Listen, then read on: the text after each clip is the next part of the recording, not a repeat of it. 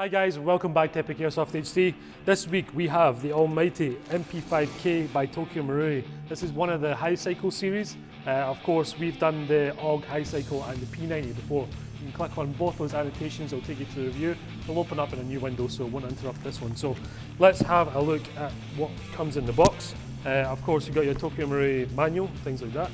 Don't need to read that. Obviously, if you buy this gun, you can have a look at it yourself. This is the gun here itself. It's very, very short. It's MP5 Kurtz. It's designed to be a kind of personal defence weapon, to be a sort of concealed carry. So a lot of firepower in a tiny little package, and that's exactly what it was designed for. This design is decades old now, and it's been used all the way to this present day. So it obviously does its job. You can see how small and short that it is. It's almost machine pistol size, but of course submachine gun. So the gun itself comes in a box. You've got a 20mm res rail on the top of there. It's removable by the Allen bolts at the top. I'm not a big fan of this big thing at the top. I think it just kind of looks better for its kind of plain look. But if you want to get a red dot or something there, I guess you can do that. Not really kind of designed for that. Of course, it's like this tiny little compact gun is more for kind of room clearing hip fire than kind of accurate fire up like this. So red dot to me seems pretty pointless. But of course, there are guys out there who will use the kind of scope kind of thing, and that's obviously airsoft, entirely up to you. The magazine that comes with the gun is, I think it's a 220 round high capacity magazine, so it's not going to last very long, but it's better than a kind of single stack 90 round or the kind of 150 rounds that you get. And it looks very cool when it's in the gun because it has these 4 rounds at the top. To fill it, you just push the rounds back, you pour your BBs down there, and your winding wheel is on the bottom here, and you wind that kind of horizontally to the gun. So nice, neat little design. It clicks in and out any place. You get 2 different magazine release catches. Obviously your MP5 classic style, and of course, with this being the kind of more modern receiver, you've got your kind of M4 bolt release thing down here. It's not as handy to get to on an MP5 as it is on an M4, but I guess it's just there as a kind of alternative feature. The foregrip here is built into the gun. It can be removed by using the little push pins. Of course, most MP5s use this kind of design, and it can be slid off to reveal the hop-up unit. So this is your hop-up adjuster.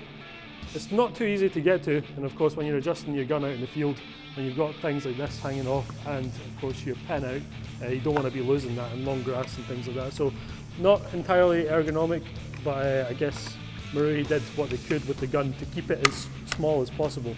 So it goes into place nice and easy, and of course being Marui, the tolerances are really nice, and there's no wobble or kind of shakes or rattles run about there. So cool little gun. Of course, this being the high cycle variant with a 7.4 volt LiPo battery, you get in between 20 and 25 rounds per second from a stock gun. That paired with the warning that comes with the gun is really good. You don't have to put upgraded motors in it. This has already got the Tokyo Marui 3000 motor in it, which is very, very, very high speed. The battery in this gun is housed in the rear. I'll just take this piece of paper off here. I don't want to damage that because ultimately someone will end up owning this gun. And there's another push pin.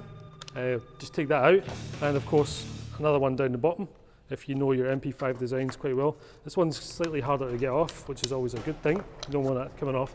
So the end cap comes off. This can actually be replaced with the sliding stock or a full stock should you wish to do so. You can get a bigger battery in there, and of course Marui have kind of anticipated that kind of design, and the connector actually comes out. So if you're putting a full stock in there, you've got a bit of length in there, so you can actually get the battery into the stock. The battery that we use in this gun is a Turnigy. It's a 1300 milliamp hour 7.4 volt stick battery. We'll just put that inside there.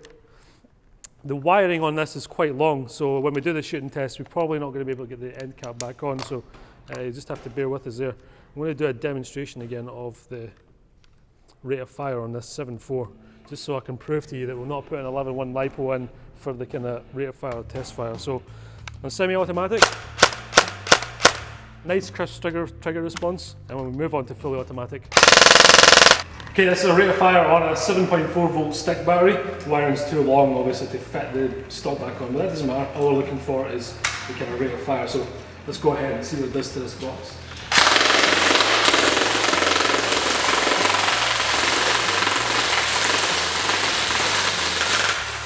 If I had enough ammunition, I'd be able to cut it in half pretty damn quickly. So, very cool, consistent gun. Absolutely crazy rate of fire for a stock gun. So, we'll take this out onto the 30-meter range and see how it does on accuracy. Okay, we're out here on the 30-meter range and we have our obviously big heavy steel abwood vise to eliminate any human element in the range test itself. So we're measuring the gun's accuracy and not my own accuracy. We're using .25 precision made BBs and we're going to fire first on semi-auto and we're going to change target and move on to fully automatic. So let's fire about 10-12 rounds down on the target down here. Alright, here we go.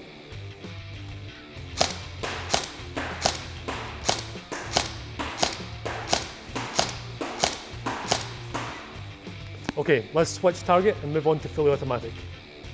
Okay, moving straight on to fully automatic, different target.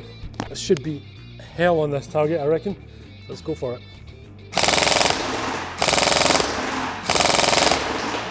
Absolutely blistering. I love these high cycles. All right, let's see what it did to the target. All right, let's look at the target that we shot first in semi-automatic, using .25 gram BBs and really short barrel. Over a 30-meter distance, we've got a nice neat grouping kind of round about the bottom right-hand side of this section here.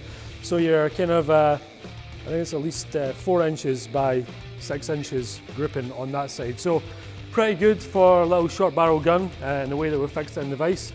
And then we move on to fully automatic. And there you go.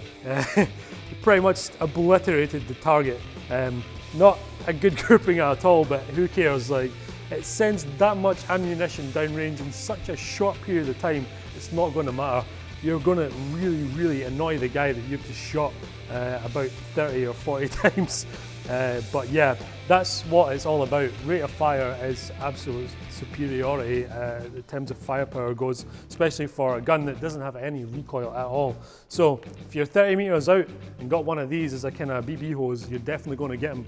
What's going to be really good about, you know, something with a high rate of fire is if your target's moving across a horizon, he's out there 30, 40 meters even, if you're spraying bullets, you get a much higher chance of getting a target, well, hitting them anyway.